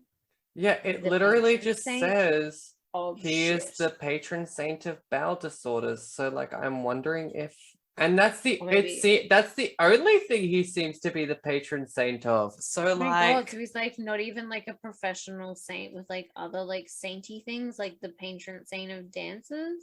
no, I He's guess like you the go patron saint of like Jesus. I guess you go to him for constipation, for diarrhea, like so okay. That's a thing I learned today. Well, now we know who to go to when you're constipated or you're having issues with your bowels. Hashtag would recommend seeing an actual doctor though if you are having legitimate issues with your bowels. Do not rely on saints to cure your ailments. Go to a medical professional, please. We need to move on from pooping. Okay. Yeah, I'm moving away from pooping and going back to the actual story. Anyway, so they believed that this was the work of Saint Vitus. And it kind of makes sense for the clergy to believe this because, like, I did say this was not, it wasn't the first instance of an outbreak like this. These outbreaks had been occurring on and off since 1374. Damn. So it wasn't like a few had happened here and there over the past 2 centuries. And reports say that all of the ones that had occurred between 1374 and now had occurred pretty much all in towns either near or along the River Rhine. And the River Rhine happens to be exactly the river that forms the eastern border of Strasbourg. So naturally, these reports had reached the town and they had like a general belief that Saint Vitus would strike down sinners by making them dance. So they basically took Tropea and threw her in a wagon and sent her off to a nearby town, Saverne, which was 30 miles, 48 kilometers away. They sent her there because there was a shrine to Vitus, and they believed that at the shrine she could be cured. And it actually sounds like it worked because she came back and she was fine. Yay. So they were like, so the clergy were like, yeah, it has to be the work of Saint Vitus. He's doing this. These other dozens of people that are affected have to be being punished for their sins. That has to be what's going on, right? Yeah. Like, we trust the clergy. They're believable. Sure. Not Well, be wary of. the physicians disagreed. So the physicians believed this was not at all the work of a saint. This was a natural disease. It was likely caused by the overheated blood. What? How does your blood get overheated? I don't know. But it wasn't completely unheard of. So this could be likely, this could be like compared to tarantism, which is, and I did say that there were a few random deep dives that I went on, and this is one of them. Tarantism was a form of hysteric behavior that originated in southern Italy. It was first documented in the 11th century. So like a few centuries before this. So it was kind of this thing that in southern Italy, especially in a county or province, sorry, they don't have counties, they have provinces. So in this province called Taranto, which is where tarantulas get their name from, just fun fact. See, I told you I had many of those. I'm enjoying them. Basically, the belief was that following the bite of a wolf spider or other likewise spiders, the venom would take hold in the person's bloodstream, and to negate the venom, they would just break out in frenzied dancing. This was to prevent death. Okay. I did also hear in one report that if say you had been bitten by a spider before and you witnessed me in a bout of tarantism, like throwing my arms around in frenzied dancing, you would join in suit, because it was kind of believed that the heat would reawaken the venom of previous bites from spiders, and these bites generally occurred in the summertime. Okay. So it was believed that dancing was the only cure to this venom. So you would just like sweat it out. Yeah, so you would be stuck in this frenzied dancing for generally a day to just get this venom out of your system. And if it was summertime and someone else was in this frenzy, you would join in. I also noticed that it especially was kind of like that there were like planned bouts of tarantism dancing in a special feast, the Feast for Saints Paul and Peter, which was celebrated on the 29th of June. So what I'm getting is that when it's time to celebrate my birthday, we need to go dancing, because apparently that's the weekend for it. That we have to hold a feast. I mean, a feast should be held in my honor, full stop, anyway. No, but it's not in your honor. No, it's my fucking birthday, so the feast is in my honor. So you can start planning my birthday feast now. It's going to take me that long. But we're not doing anything for Kirstyn's birthday because that's not important. Yeah, anyway. Fuck that bitch. Hate her so much. Oh, she's the worst. Anyway, so the physicians deemed that it was a natural disease caused by the overheating of blood. And like, that had to be the case. There was no other prognosis. They believed that they had the perfect, simple cure. Do you want to guess what the cure to this prognosis was? Cement shoes. No. That would have fucking worked. No. The cure that they prescribed to uncontrollable and all-consuming dancing was that they needed to dance the disease out of their system. Yes, their prescription was more dancing. What? Like, I'm sorry, like, what? Cool, thanks. Real helpful. So, basically, reports say that what they did was they went about preparing spaces for the afflicted to dance. So all of the guild halls were cleared out and they were turned into temporary dance floors. And then in the open air grain market and the horse fair, they erected erected platforms and stages for these people to dance on. And it didn't end there. They hired musicians. Why do they need stages? Because they needed to dance it out of their system, Kirstyn. What do you mean? Why did they need stages? You can't dance without a stage. They're not going to dance on the cobblestones. They've been doing that for 2 weeks already. Okay, maybe, actually, okay, like the stages would probably be better for their feet. Yeah. That's not all that they did, though. They hired musicians to play for them so that they weren't dancing to no music, because that was just weird, apparently. Fucking generous of them. Yep.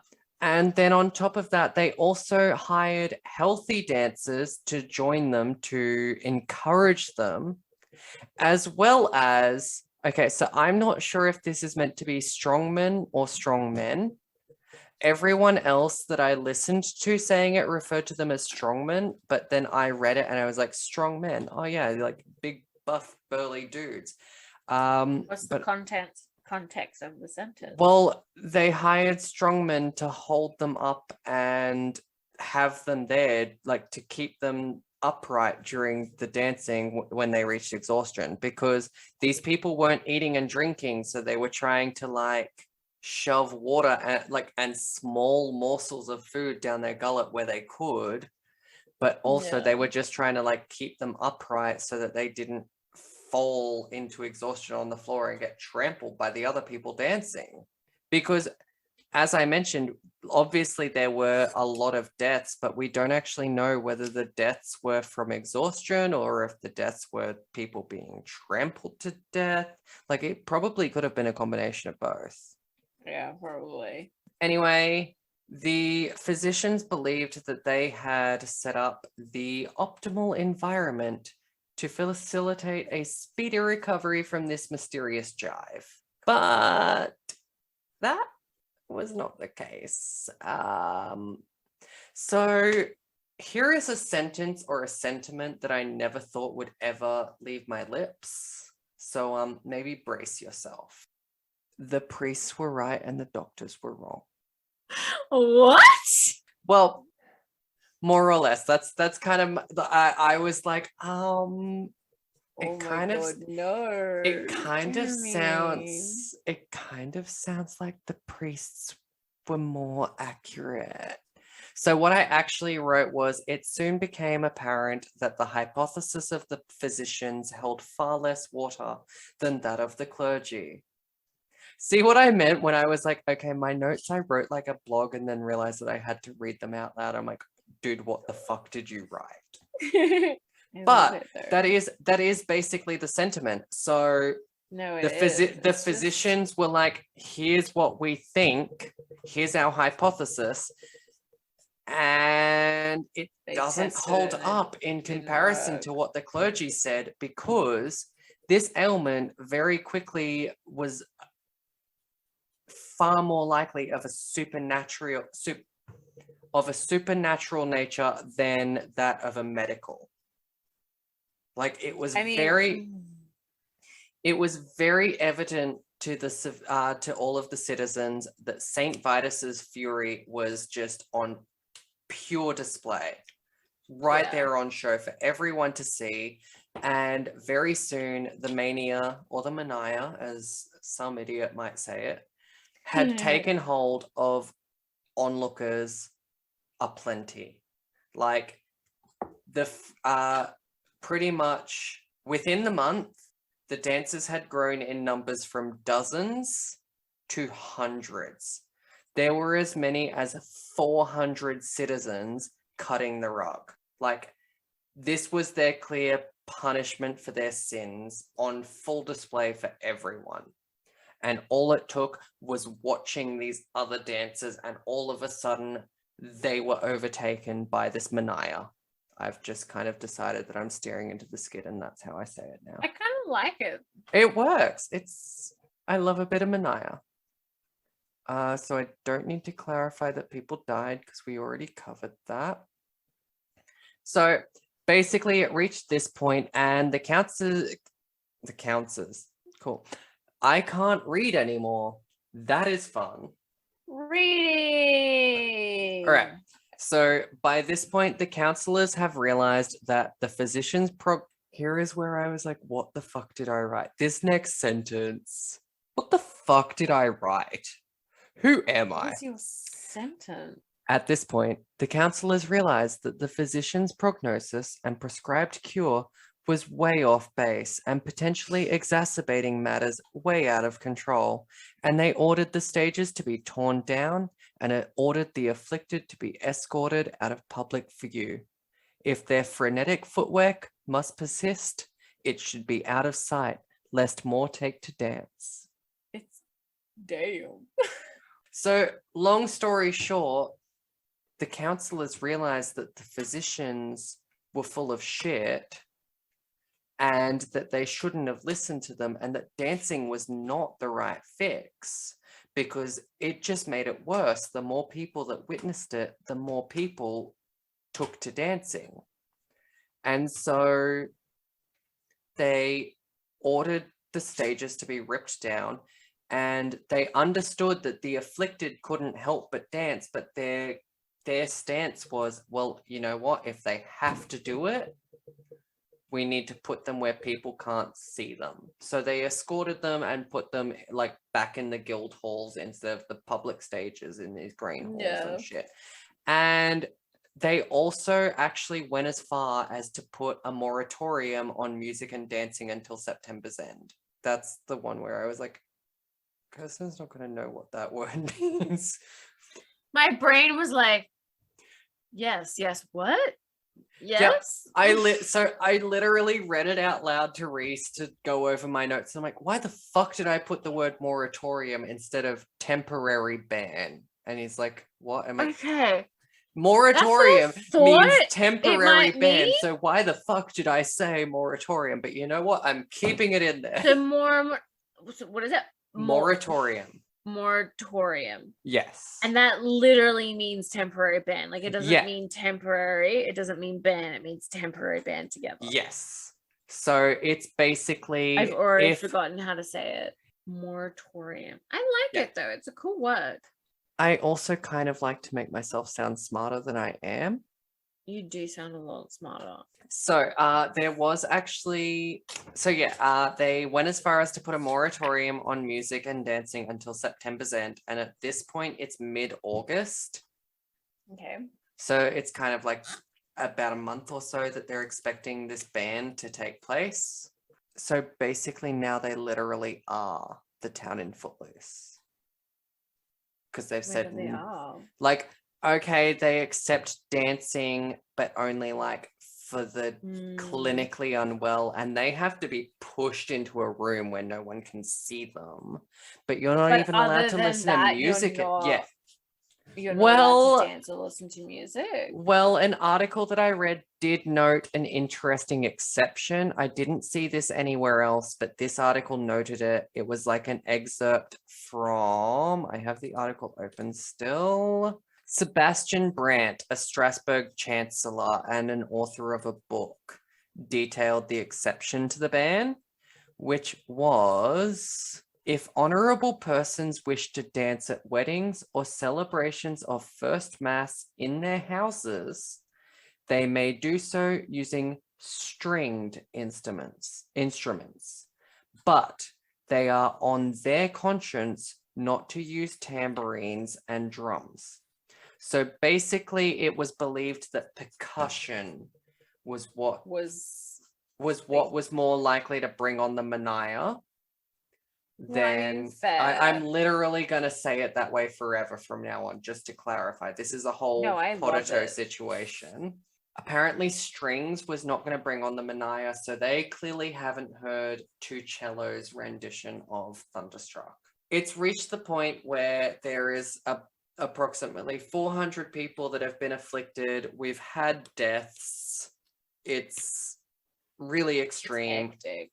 Yeah.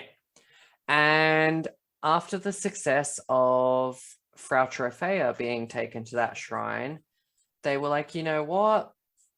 It worked. We're kind of out of options now. We should probably try that. So fucking head. They took the worst afflicted and they threw them in wagons.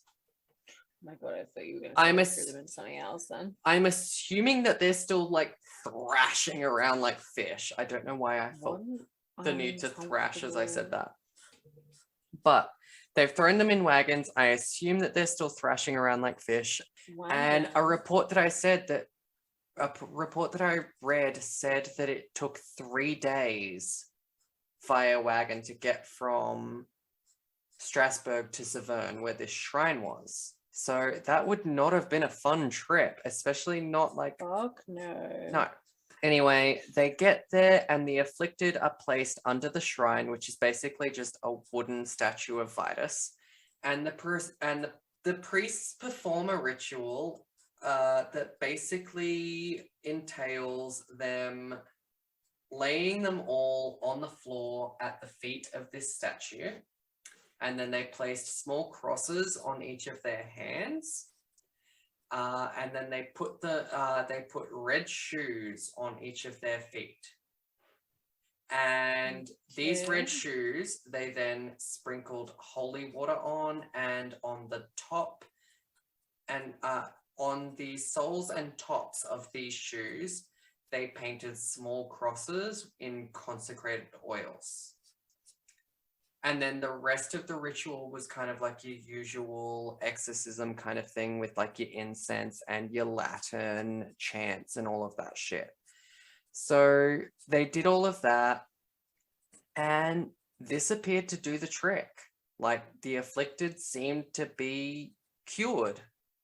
Yeah. So they sent word back to Strasbourg and were like, hey, this first batch, the worst of them all, we have fixed, so send another batch. And they kept sending them batch by batch, and it eventually trickled down to just like a few. And so they did this whole ritual over and over, and eventually, by early September, this plague was no more. It just, everything was done. So random. Yeah, from mid-July to early September, there was just this random outbreak of uncontrollable dancing in this in this town in France. The big question is, what caused the plague? Like, I don't think it was a vengeful saint. I'm sorry, but I just feel like that's honey, that don't sit right with me. That's. But even if you do believe in that kind of stuff, and like, what was he vengeful about, and why was it even, like, why was it random people? Why wasn't it specific people, like a specific group of people? There's also the really important question of why were there several other occurrences of this affliction prior to this, between 1374 and this date, and then 1518 happened, they had this massive bout, it got documented, and then it never happened again. Like, this was the last. So sketch. This was the last documented case of it. It's weird. Like, could it be like an environmental factor, maybe? Like, well, I have some theories that I'm going to discuss with you, but unfortunately that's all they are, that theories. But we are in speculation station, so let's do what we do best and get speculating. So the first major theory was that this was caused by ergotism. That is a form of poisoning from ingesting grains which have been infected by a specific fungus, which the name of which I'm not even going to try and name, so I didn't even bother adding it to my notes. But the chemical created in this, the chemical created from this infection, from this fungus, is a part of LSD, or it's a chemical related to LSD. So it can cause, it can result in hallucinations and heavy twitching or convulsions. So that would track. This seemed like a pretty heavy contender for quite some time, but a historian actually debunked this in 2009. His name was John Waller, and he basically stated that while ergotism causes convulsions and hallucinations, it also limits blood flow to the extremities. So, yeah, it would be like they would definitely have convulsions, like twitches, and I don't know why every time I say convulsions and twitches, I throw my arm around. Like, we know what they are. Demonstration station. Speculation station is also demonstration station. We got this shit. Look, there's many stations in this train ride. Yeah, devastation station is basically my go-to. That's where we go in my case. Yeah, we go from oh, there we go. We go from devastation station to speculation station. Mine's slightly more fun. He basically stated that while it causes convulsions and hallucinations, it limits blood flow to the extremities. So it would be physically impossible for someone poisoned by ergot to dance for hours on end, let alone days on end. So that one is null and void. Another theory put forward by Paracelsus, a German Swiss physician of the time and a downright misogynist, was that Frau Trophäa's dance was all a ploy to piss off her husband, and that after seeing the success that it brought, other peasant women followed suit to get a rise out of their husbands as well, powered by free, lewd, and impertinent thoughts, because apparently women don't do anything other than for the attention of men. So, that's fucking bullshit, and that's as much time and coverage as I'm going to give that theory, and I'm guessing that you have some thoughts on that, Kirstyn. What the fuck? Yeah. Oh, get... my God. Women do not exist for the entertainment of men. And this is why I notated the fact that I was already annoyed by the fact that in his reports, she was only referred to as Frau Trophäa. So she was only important enough to have the Mrs. title and a surname. No, she wasn't important enough to have her own name. She was important enough as the property of her husband. Yes. Because let's be honest, that's what that Mrs. X name is for. When you I now pronounce you Mr. and Mrs. John Smith. Yes. It completely erases the identity of the woman, because women are apparently just property and they don't matter and they don't have feelings. We're literally just here for y'all entertainment, and apparently we have nothing better to do with our times than fake having uncontrollable fucking jerks and movements in ourselves for days on end, where we're physically so exhausted we're collapsing and we're hurting our feet, our feet are swollen and bleeding, but we're just doing it when you're not eating or drinking either. You are literally completely consumed by this dance purely to get the attention and piss off your husband, because that is all that you have going through your mind. That is all that you are worth as a human being. But how is this even a plausible theory, or a theory that's respected enough that it's out there? And... It's what he published in his works in the 1500s. Yeah, but someone had to publish it.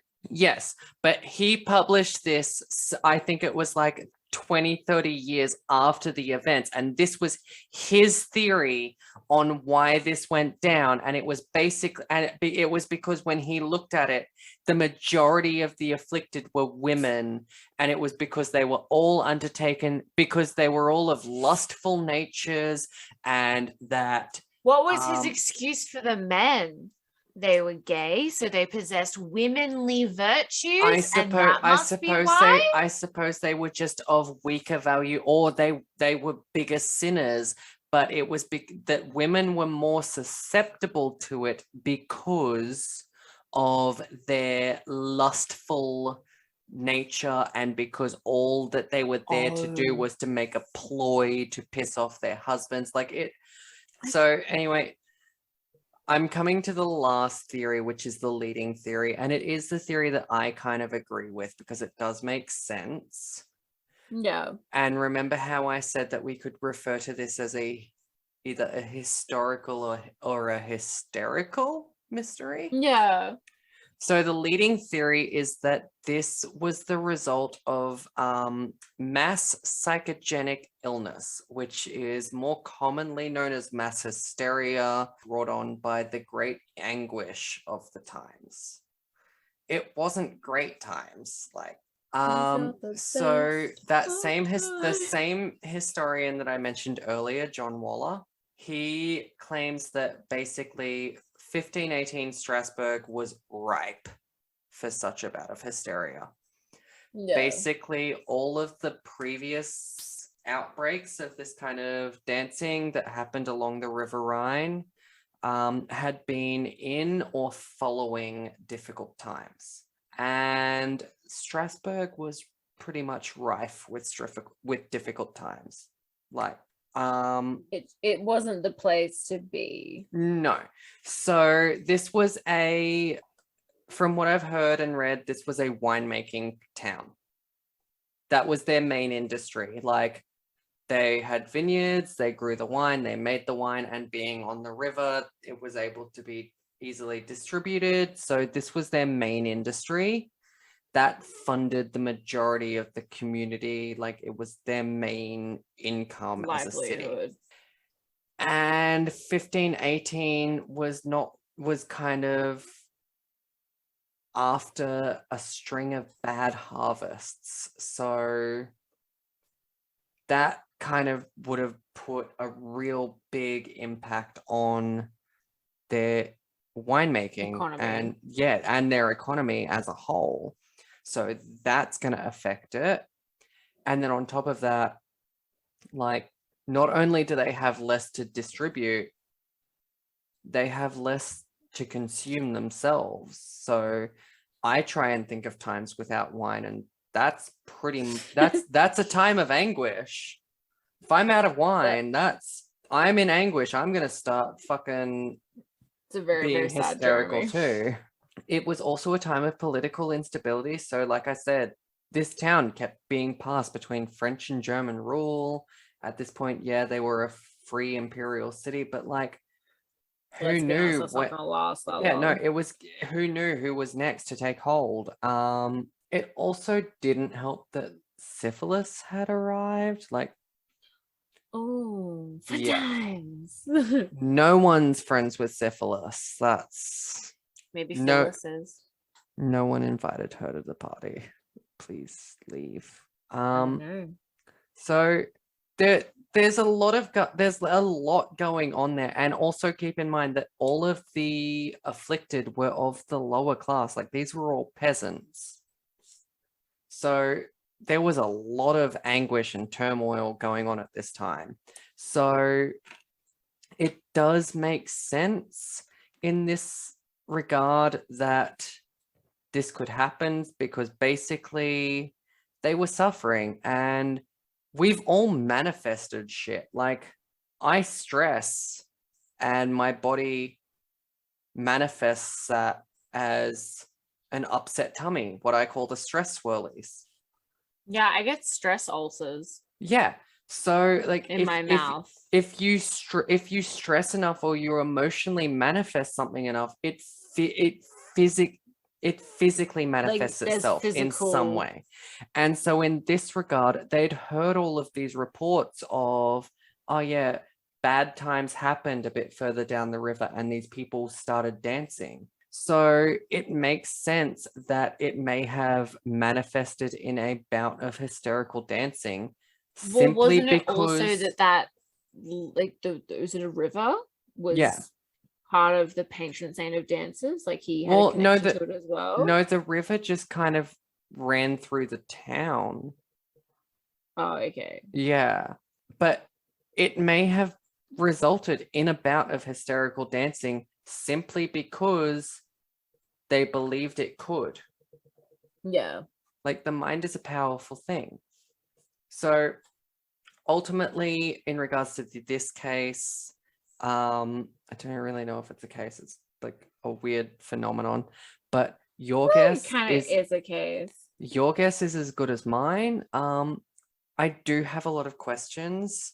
Like, some of the questions are about what brought on the dancing, why it seemingly only took someone looking and watching the dancing for them to be afflicted.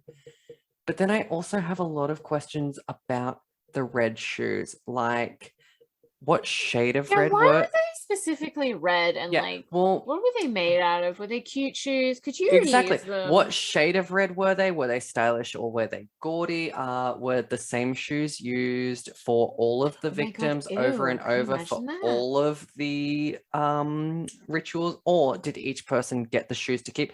Did they have to keep wearing those red shoes to stop them from dancing in future?